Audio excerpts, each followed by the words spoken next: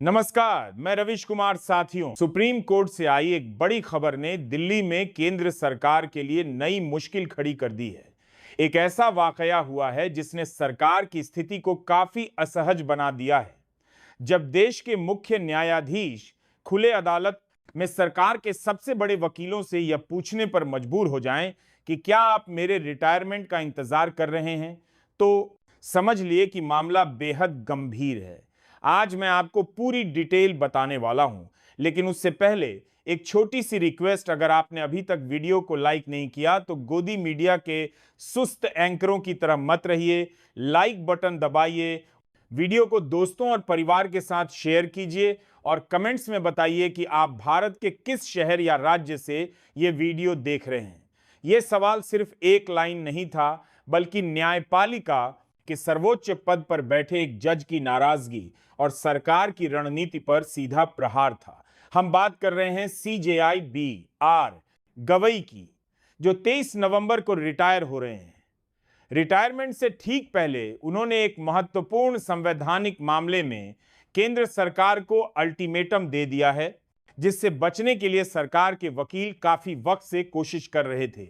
गवई साहब ने पद संभालते ही कहा था कि वे झुकने वाले नहीं हैं और रिटायरमेंट के बाद उन्हें कोई राजनीतिक पद नहीं चाहिए। अब जाते जाते उन्होंने सरकार को यह संदेश दे दिया है कि उनकी बेंच से बच निकालना आसान नहीं होगा। अब बात करते हैं उस ताजा घटना की जिसने इस विवाद को फिर से भड़का दिया। CJI गवई की बेंच एक बेहद परिशासी डीनो बार गवई को फिर से महत्वपूर्ण संवैधानिक मामले की सुनवाई कर रही थी। याचिकाकर्ताओं की सारी दलीलें सुन ली गई थीं। अब बारी थी केंद्र सरकार की कि वो कानून का बचाव करे। यहीं से शुरू हुआ देरी का सिलसिला।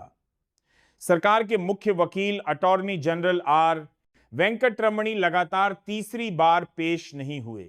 उनकी जगह additional solicitor general Aishwarya Bhati आईं और फिर से सुनवाई टालने की मांग की। उन्होंने कहा कि अटॉर्नी जनरल एक अंतर्राष्ट्रीय मध्यस्थता में व्यस्त हैं। तीसरी बार एक ही बहाना सुनकर CJI गवई का धैर्य टूट गया और उन्होंने कठोर भाषा में कहा, अगर आप नहीं चाहते कि हम सुनवाई करें तो साफ कहा दीजिए। ऐसा लगता है कि आप चाहते हैं कि यह मामला 24 नवंबर के बाद सुना जाए। 24 नवंबर यानी CJI गवई के रिटायरमेंट के अगले दिन। यह टिप्पणी सरकार की रणनीति पर सीधा वार थी। अदालत को लगा कि सरकार जानबूझकर मामले को टाल रही है ताकि गवई साहब के रिटायर होने के बाद यह मामला नई बेंच को मिले और फिर सालों तक लटक जाए। लेकिन गवई ने सरकार की यह चाल नाकाम कर दी। उन्होंने सुनवाई स्थगन की अर्जी खारिज कर दी और स्पष्ट कहा कि 10 नवंबर 2025 को यह मामला क्लोज कर दिया जाएगा और अटॉर्नी जनरल को उस दिन अदालत में हाजिर रहना होगा। अब आप सोच रहे होंगे कि ऐसा कौन सा कानून है जिसने सरकार और सुप्रीम कोर्ट को आमने सामने ला खड़ा किया। इसकी 14 मई की बड़ी डिड्डिट के बाद 7 मार का बड़ा बड़ादी बड़ी दवदी जहद तक बड़ी डिड्डिट के विवाद की जड़ है ट्रिब्यूनल रिफॉर्म्स एक्ट 2021। ट्रिब्यूनल वो विशेष अदालतें होती हैं जैसे इनकम टैक्स ट्रिब्यूनल, NHGT आदि, जो खास मामलों की सुनवाई करती हैं ताकि हाईकोर्ट्स का बोझ कम हो। इस कानून के खिलाफ कई याचिकाएं दायर हुईं। याचिकाकर्ताओं का कहना है कि यह कानून ट्रिब्यूनलों की स्वतंत्रता को कमजोर कर रहा है, क्योंकि यह सरकार को नियुक्ति और कार्यकाल में दखल की इजाजत देता है। 4 साल का कार्यकाल और चयन प्रक्रिया में कार्यपालिका का हस्तक्षेप न्यायपालिका की आजादी पर सीधा प्रहार है। यह लड़ाई नई नहीं है। सरकार और न्यायपालिका के बीच वर्षों से चल रही रस्साकशी का परिणाम है। कई बार सरकार ने फाइनेंस एक्ट के जरिए नियम बदले, पर हर बार मद्रास बार एसोसिएशन ने सुप्रीम कोर्ट में चुनौती दी और कोर्ट ने सरकार के कदम को असंवैधानिक कहा।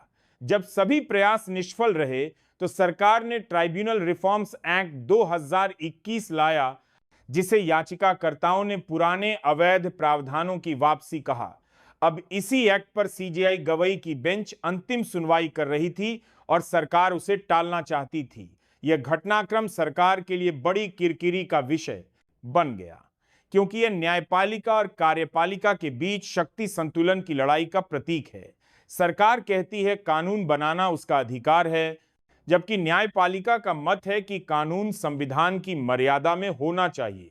जब कोई पक्ष बार बार सुनवाई टालता है, खासकर जब जज का रिटायरमेंट नजदीक हो, तो इसे बेंच शॉपिंग कहा जाता है। सीजेआई गवई का सवाल, क्या आप मेरे रिटायरमेंट का इंतजार कर रहे हैं, सरकार को सीधे कटघरे में खड़ा कर देता है।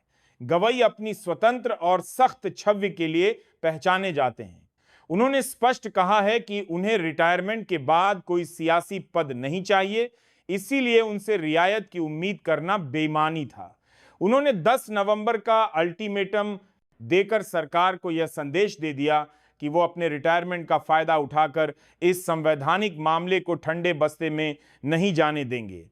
अब नजरें 10 नवंबर पर टिकी हैं। क्या अटॉर्नी जनरल खुद पेश होंगे या सरकार कोई और रास्ता निकालेगी? लेकिन इतना तय है कि गवई ने रिटायरमेंट से पहले न्यायपालिका की स्वतंत्रता को लेकर सरकार को एक सख्त संदेश दे दिया है। यह मामला सिर्फ एक कानून का नहीं, बल्कि इस बात का है कि भारत में न्याय की आजादी कितनी मजबूत रहेगी। आज के लिए बस इतना ही दोस्तों, मिलते हैं अगले वीडियो में, तब तक के लिए नमस्कार।